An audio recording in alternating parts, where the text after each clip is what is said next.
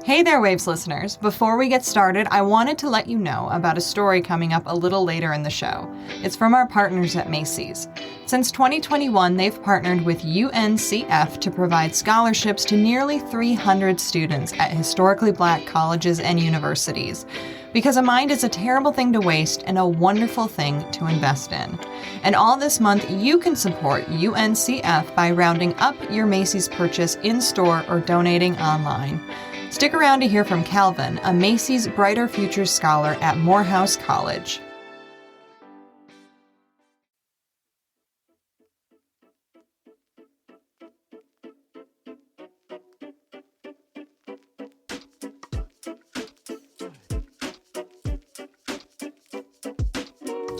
Welcome to The Waves, Slate's podcast about gender, feminism, and a maestro without equal. Every episode, you get a new pair of feminists to talk about the thing we can't get off our minds. Today, you've got me, Rebecca Onion, a senior editor at Slate. And later in the show, I'm going to be joined by Erika Lentz, a reporter and producer who just put out the second season of her podcast, The Turning. This one has the subtitle, Room of Mirrors. In the U.S., there is ballet before George Balanchine and ballet after George Balanchine. Balanchine grew up dancing for the Tsar in Russia. He survived the Russian Revolution. He turned classical ballet into something new. This is a show about the choreographer George Balanchine, who died in 1983. But not really. It's really a show about the women who worked with him as ballerinas, and how that work, which demanded a level of devotion people who aren't ballerinas, like me, always find absolutely fascinating. It's really beautiful, has really great music, and a good vibe. Can't wait to talk to Erika about how she managed to pull this off. We'll be back after the break.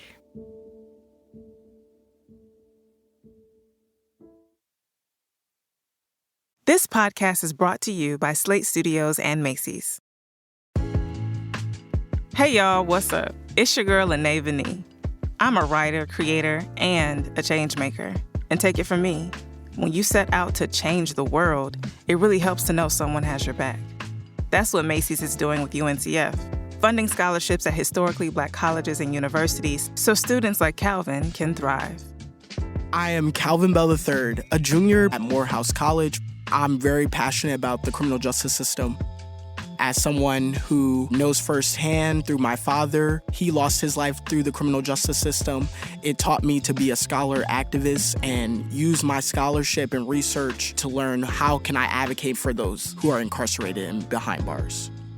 Being a Macy's UNCF Brighter Future Scholar has opened up even more doors for me. I'm looking towards grad school as well as law school to ultimately be able to be a public scholar, to teach classes around political theory, political philosophy, as well as carceral studies. When you are buying your suits, shirts, shoes at Macy's, you're doing something even bigger than that. You're reinvesting into the minds of students like myself. Now's the time to help more students like Calvin. All this month, when you round up your purchase at Macy's or donate online, you'll help fund UNCF scholarships for HBCU students across the country.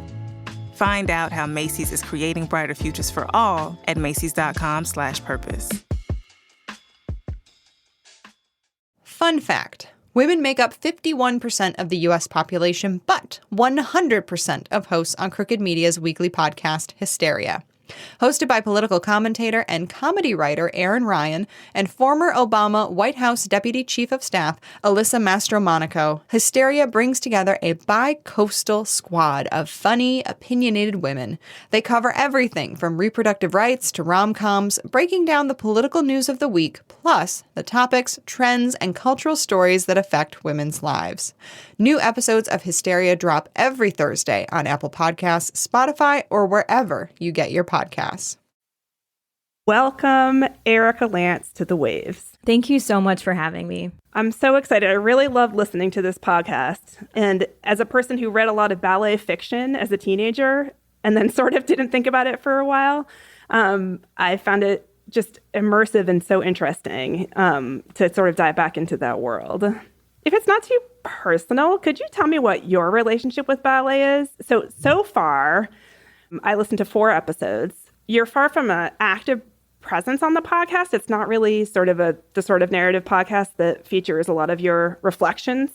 And I'd love to know what your interest in your history and ballet is. Yeah. And we're partway through the season right now, but later in the season, I do actually talk a little bit about myself, which is so weird for me as someone who I never do that as a journalist. But my background is that I danced ballet as a kid, and I got into ballet similar to how a lot of kids do. And I just loved to dance. I loved music. And I started when I was 3 and then started getting pretty serious and seriously considered pursuing it as a career. Thought I might become a ballet dancer. Wondered, should I quit high school and focus on ballet? And then partway through high school, I actually decided to quit ballet. And I think ballet taught me discipline and dedication and just a love for expression. And it was really empowering in a lot of ways. And I think looking back, it also bred some things in me like perfectionism or sort of an all or nothing attitude that I think I need to examine more. And when I quit, I kind of put that away and didn't really ballet left my life and I moved on entirely. Partly because of that all or nothing attitude. And so when I was thinking about season 2 for The Turning, I just started to realize there were a lot of overlapping issues between the world of ballet and the world of nuns, specifically the missionaries of charity, Mother Teresa's nuns that we explored in season 1. So I was thinking about the role of obedience, this all-in attitude that can almost kind of become cultish, the fetishization of suffering, being silent and taking orders, suppressing your inner self for the sake of the group, and also these power structures in which, in some cases, one person has almost complete control of your life. And also maybe entering something that when you first enter, you don't know the extent of what you're really signing up for, and you slowly discover that as you're sucked in more. And I think there are a lot of issues that really any industry, we're all talking about these things. And I thought it would be really great to tackle some of them through the lens of ballet. And what's been interesting to me is how many people take ballet as a kid and are affected by the culture. Yeah. I mean, you're obviously talking about sort of the most extreme possible case. But something I love about the show, at least so far, is how it sort of manages to also show that this one man seems to infiltrate a lot of different levels of American ballet. People were trained to hone his particular sensibilities, even his ethics, so that there would be a readiness, definitely a readiness in all of us to fall right into the company, ready to execute and embody his visions. Because he was so dominant for so long. That's the other thing. So it's interesting. I found your interviews in this really compelling. And to hear you talk about the all or nothingness of deciding to commit, it makes me wonder all the more how you found and got these ballerinas to speak with you, and how you managed to get them to sort of be reflective. It seems like if you're all in, if you're still sort of very identified with your experience with this man, with this whole scene, it might be hard to get them to reflect. Or if they're all out, it also might be hard to get them to reflect. But these women are older now. How'd they agree to speak to you, and how did you find the interviews? Yeah, those are all really good points. And I do think sometimes when you're in it, it is harder to reflect on what's actually happening, like anything in any of our lives. And some of the people we interviewed are famous dancers from Balanchine's era that I wanted to try to talk to. And certainly not everyone wanted to talk with us because there are some hot button issues involved. But I mean, the interviews were amazing. I was just riveted from start to stop. They could speak with this incredible thoughtfulness and openness about their experiences. I think you make a really good point that it can be hard to look at something that's ingrained in your own identity. I find that in my own life. Sometimes it's hard to look at myself. I remember I was talking to one woman who said, look, this is my life every minute of every day. And by this, she meant ballet and also her work with Balanchine. It's just such an integral part of, identity for these people. But I thought it was really interesting. Like one current dancer I spoke with, she had like 9 years during which she wasn't dancing. Her name's Catherine Morgan. And this is really rare. Usually you become a professional dancer and you dance until you retire from the stage. But she had some health issues.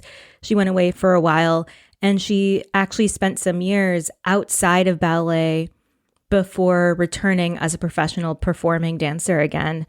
And she said she started to notice these things about ballet culture that weren't as normal as she thought they were. And she started to think, I feel like I've been brainwashed. Like, why is this normalized? You sort of alluded to the fact that there are tricky topics in Balanchine's history. So if people who are listening don't know, some of these stories about the way he acted with the people that he worked with have been public, right? Since whenever Gelsey Kirkland wrote her autobiography. We've known some facts, like that he had a series of relationships with women that he worked with who were young, teenagers, young 20-somethings, even as he got older, and that he exerted control over aspects of people's lives, like dictating what perfume they should wear or having them get abortions. Of course, all kinds of weight and body control aspects, but also it's not really wanting them to get married and have commitments outside of ballet. So I sort of wonder about that. Obviously, this man has passed away a long time ago. And there's a way that this story could have been another historical Me Too. Here's a genius who basically made himself the most important person in these women's lives, whether or not they were his lovers, and a lot of them were his lovers, or not a lot, but, a number. But you managed to bring nuance to the story. And I don't know, I feel like there's some way that you managed to avoid the familiar rhythm of this guy is great, but he's also awful. And like, we're going back and forth with our heads swinging back and forth like we're at a tennis match. How did you approach that problem? That was a real challenge for me, just trying to find a balance that felt right. With this sort of trope, I really wanted to understand the relationships in this situation on a specific level, to understand how they work and how they happen and what's really going on. And the thing about Balanchine is that dancers who worked for him are, for the most part, almost exclusively complimentary of him. There are not very many of us left around that actually grew up with Balanchine. We are a dying breed, and we know it. I realized that it was like I grew up with Mozart, They respect and admire him. They think of him as one of the most important people in their lives. And so it was important to me to really give that reality some space. And at the same time, being able to just show through their stories and experiences, sometimes without having to say it, but just show how complicated and messed up the power dynamics can become. And so I think it can be, damaging to just let people praise this guy, excuse his behavior without questioning that response. And I also think it can diminish our understanding of what's going on by just ignoring the perspectives of people who want to defend him. A lot of former dancers have said this refrain of like, it's not like Balanchine was Harvey Weinstein. Oh, interesting. What do they mean? He's known for being such a gentleman and so chivalrous and so kind. And so they just see it as a different thing. And it is. They're different stories, different people, different things that are happening. But I don't think Harvey Weinstein is the bar. There are a lot of different ways to cause damage. Really? Well, that's interesting. You mentioned his gentlemanliness, because I think what you're getting across is that there was like a old worldliness about him or something. And I didn't know until listening to the podcast that he lived through the Russian Revolution and had been in Russia during that time.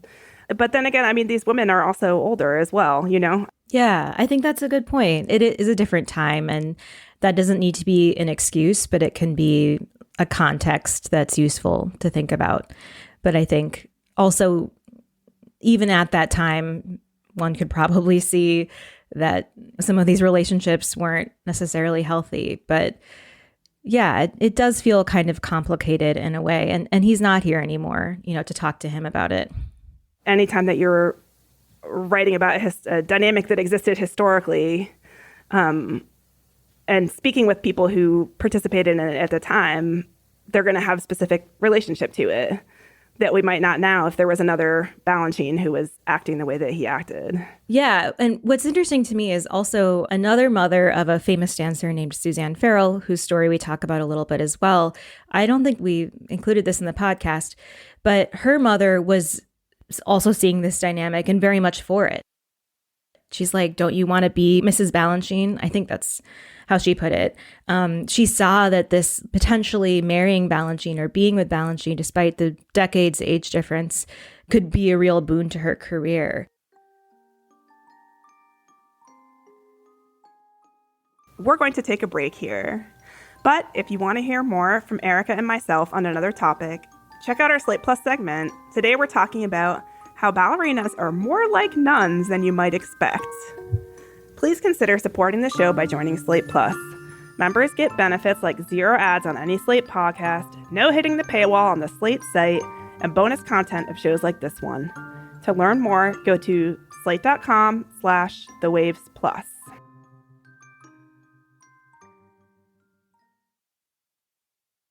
Hey there, it's Janae Desmond Harris, aka Dear Prudence, here to tell you a little secret I've been holding on to.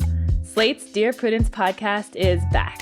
That's right, we're back to answer your questions and hopefully give you some good advice. And as always, I can't do this alone. I'll be joined by our amazing guests who know a thing or two about giving advice. You should just let 13-year-olds fight. You should not get in the middle of 4 13-year-olds fighting with each other and try and break them up because you are just gonna twist your ankle or break a finger. Whether you're a teen dealing with parents, people can be unpredictable and nonsensical, and sometimes parents and humans in general just don't make any goddamn sense. Spicing up your sex life. Or is it simply, I don't have 2 penises, so I can't do this, Or just need some validation that you're not losing it. I love it when everyone's like, this is a minor issue, it's low stake, as if most of my questions are about peace in the Middle East or something. Dear Prudence is here to help you navigate all the complicated and tricky bits of life, while hopefully helping you see the humor along the way. Each week, I'll answer your questions about overbearing parents, flaky friends, and that one coworker who just won't take a hint. But the most important voice will always be yours. Join us for Slate's Dear Prudence every Friday, starting February 17th. Subscribe wherever you get your podcasts. Hi, I'm Dahlia Lithwick, host of Slate's Amicus podcast, and I'm here to tell you that we have a special offer on Slate memberships. You can now get 3 months of Slate Plus for just $15, and you'll get no ads on any Slate podcasts, member-exclusive episodes and segments on my show Amicus, and shows like Political Gabfest and Slow Burn, and unlimited reading on the Slate site. And best of all, you would be supporting all of Slate's independent journalism as we cover everything that is happening in the news every day. Sign up for Slate Plus at slate.com/podcast plus. Again, that's 3 months for only $15. So sign up now at slate.com/podcasts plus. Welcome back to The Waves. Okay, Erika, one thing I really loved about this podcast was the sort of physical descriptions of dance and the use of music. So it's so evocative. It's so well deployed. And often in media about ballet, I feel like it's the physical mortification that really gets top billing. I mean, think about Black Swan, where your body starts falling apart as you become more and more committed to the dance. And I guess there's a little bit of that in here, but you managed to also get, I felt just technical enough in your descriptions to let us see why it could also be an ecstatic experience to be able to get good enough at dance to do the kinds of things that Balanchine was asking. And how did you approach that? It definitely helped that I could understand, when they're talking about different steps, what they're talking about. You're totally right. There is this fascination with the pain that ballerinas experience. There's this weird desire to know how bloody are their toes. And that's real. The thing is, there is a lot of pain, and more pain than I actually think the public even realizes, because they're just such incredibly elite athletes. and there's so much pressure and job insecurity that they're dancing through injuries. They're dancing through stress fractures. Their days are unbelievably long and they're dancing all day. And yeah, I grew up dancing and I know how it can hurt when you dance on point all day. And I know that injuries can be painful. But even I was surprised with what I was encountering and just like how much they tough through pain. But I do think that it's also weird that in the public perception, these pain points are where we start, because for dancers, that's not where it starts. It starts with a love for this art form. And that's actually a part I think the general public doesn't know that much about, because a lot of people just don't go to ballets. It's this weird art form. It can feel very elite and old school and rich and probably intimidating or frilly or feminine or something girls are into. And I think there's just an underestimation of the depth of the art in ballet performance. It's true, some ballet is about the costumes and the acrobatic tricks, and that's really fun and beautiful, but it's also about expression, and often of expressing things that you can't really say in words. And it can transport you like in a mystical way. It can rejuvenate you to watch it. And I think it can kind of tickle your brain to see something physically expressed that you can't say in words. And so I like what you say about that ecstatic feeling of dancing, because that's exactly it. It's very hard to convey. It's important because otherwise, if you're looking at women who are giving up this much, especially the details in here about, women who don't become mothers even though they wanted to, part of me, like without sort of that little key, that little bit of trying to like have some fellow feeling about the way that might feel if you could succeed at it, part of me is always kind of like, I don't get it. Like, why are they giving up this much for this? What's the point? Yeah, I think that's so right. That's so true. And I did want it to be clear why it feels worth it to people who dance to give up so much, and also why it feels worth it to not just write it off as problematic, but find a way to make it better, to save it, and why that's worth our time. How different is this, what's being described, from what people are saying about what it's like to be an elite ballerina now? Is there a Balanchine now? I think things are changing and things have changed. And then they also haven't changed. Both are kind of true. Just speaking of motherhood, like you just mentioned, you can be a mother and be a dancer. And I spent a couple days following around the Dance Theater of Harlem when they were on tour. And one of their dancers is a mother of a toddler. She danced while she was pregnant. And then after she had her baby, she started bringing the baby on tour. And it is amazing to watch this kid just be part of company life. And this is a touring company. They're touring all the time. And the whole company is like helping to take care of this wonderful little child who's watching them and toddling around and trying to dance along with them. And the artistic director is like carrying the kid during some of the classes so that the dancer can dance. One thing I worry about in sharing this podcast is perpetuating norms by talking about the problematic sides, because there are so many dancers working to improve ballet, to make it more inclusive, to address issues like racism and sexism and heteronormativity that are part of older ballet culture. But I also think that a lot of these problems are still there, and a lot of the culture that can be damaging to people is there. I asked the author, Chloe Angel, who wrote an amazing book called The Turning Point, about ballet. I was like, is ballet a mirror for our society? And she said, maybe a funhouse mirror. These are issues that are everywhere, and they kind of can get distorted or made a little more extreme in the ballet world because it ends up being kind of intense and insular. So that's still stuff that we need to work through. The first section of your pod was about Mother Teresa and women who were part of her order and then left. So I'm sure you did it on purpose, but this is such a fantastic comparative study of two leaders. So we have two linchpin, center of a world people who inspire women to change their lives completely. But obviously one was a woman and one was a man. What did you see when looking at this comparison between the two? Was there anything that surprised you when it came to sort of seeing how they bent the world around them? Mother Teresa and Balanchine are definitely very different in many ways, but it really strikes me some of the similarities.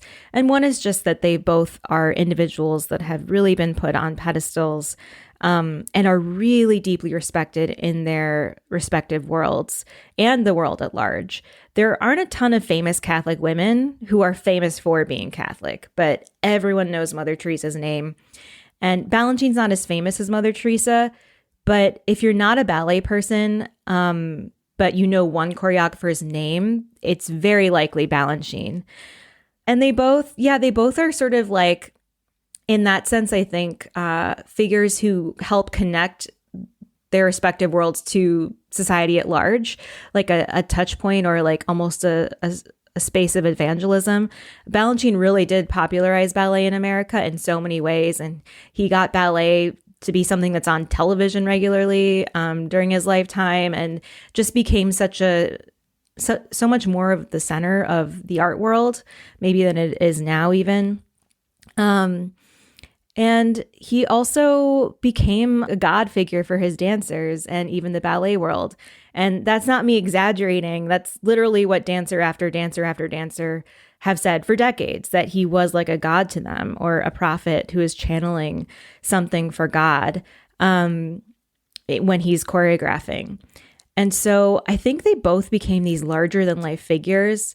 And they also both have sides to them that, despite their fame, are under-discussed, that aren't talked about as much. And season 1 of The Turning was the ways in which Mother Teresa created an order that had a lot of control. The vow of obedience was taken to a great extreme, and that affected people who followed her in a way that I think most people don't understand.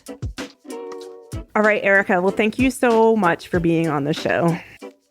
Thank you so much for having me. I'm delighted to be here. Well, that's our show this week. The Waves is produced by Cheyna Roth.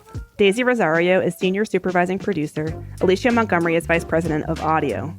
We'd love to hear from you, so email us at thewaves@slate.com. The show will be back next week.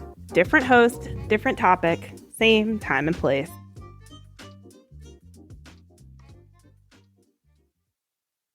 Thanks so much for being a Slate Plus member. Since you're a member, you get this weekly segment. So today, Erika and I are going to talk a little bit more about nuns and ballerinas and how their experience is a little bit more similar than you might think. So Erika, thanks so much for coming back to talk to me about this. Absolutely. Tell me, give me the pitch. How are nuns and ballerinas similar? I started just feeling this similarity between them. And then I was reading a book by Chloe Angel, who I also mentioned on the podcast. And on the very first page, she talks about how ballerinas lead nun-like lives. And I just couldn't believe my eyes, because I was like, oh my gosh, you're really speaking to something that I was feeling as well. He didn't really want you to have children. He didn't really want you to get married. So nobody got married, or if they did, it was in secret. And you hid your boyfriend. And I think there's a number of ways in which they play somewhat similar roles. One is that I think that ballerinas and nuns, they're often performing femininity in a specific way that relates to like how we view women. And those are different ways from each other. But a lot of dancers I talked to talked about learning how to present a certain type of womanhood, how to be feminine, how to be pleasing. And it is very much based in an older way of looking at womanhood and femininity. And I think nuns are doing the same thing. I also think like obedience is really big in both cases, like doing what you're told without question from the person who's above you. And I should say, when I'm talking about nuns, I'm also really speaking specifically from my experience reporting on the Missionaries of Charity, because there are many different religious orders out there. But the Missionaries of Charity are also like, they're pretty conservative in how they approach religious life. Yeah, that's so interesting, because it really highlights also one aspect of like ballerinas sort of like the way of display, which is that, you know, they're not necessarily sexy, although they're sexualized. And there was an interesting detail in the part of the episode about Balanchine's life in Russia, which is that in Russia, the ballet was a place for the aristocracy to find mistresses, which I sort of knew about the 19th century stage, but I didn't know about the ballet, but it sort of tracks a little bit. It feels like now ballet is like a refined femininity that feels a little bit like a hangover or like a vestigial. Yeah, definitely a lot of dancers are trying to push back against that in certain ways. But the stories of a lot of the big ballets that you see time and time again are these romances that follow older patterns of what a romance looks like. And it's interesting that you brought up sexualizing, because I also think that's a similarity, that nuns can be kind of sexualized too. There's like this sexualizing of nuns and ballerinas, and seeing them as like these mystical creatures that are separate from us in some way, and we don't really know why, and they're an object of curiosity for the general public, and it's like they've taken on a special way of life that we can only begin to understand, and there's this mystery around it. And the knowledge of the corporal mortification is part of that too. Like the missionaries of charity whip themselves, and this fascination of outsiders with pain and the pain of ballet all seems interwoven. That was just some of our Slate Plus segment. If you want to hear the whole thing, go to slate.com/thewavesplus to become a Slate Plus member today. Slate.com/thewavesplus. Join Macy's on their mission to tackle barriers to education. Since 2021, they've partnered with UNCF to provide scholarships to nearly 300 students at historically Black colleges and universities. Help Macy's and UNCF continue their impact by rounding up your purchase in-store or donating online this month to help fund scholarships for HBCU students. Learn more at macys.com/purpose. Hey everybody, it's Tim Heidecker. You know me, Tim and Eric, Bridesmaids, and Fantastic Four. I'd like to personally invite you to listen to Office Hours Live with me and my co-hosts, DJ Doug Pound. Hello. And Vic Berger. Howdy. Every week we bring you laughs, fun, games, and lots of other surprises. It's live. We take your Zoom calls. Music. We love having fun. Excuse me? Songs. Vic said something. Music. Songs. Music. I like having fun. I like to laugh. I like to meet people who can make me laugh. Please subscribe now.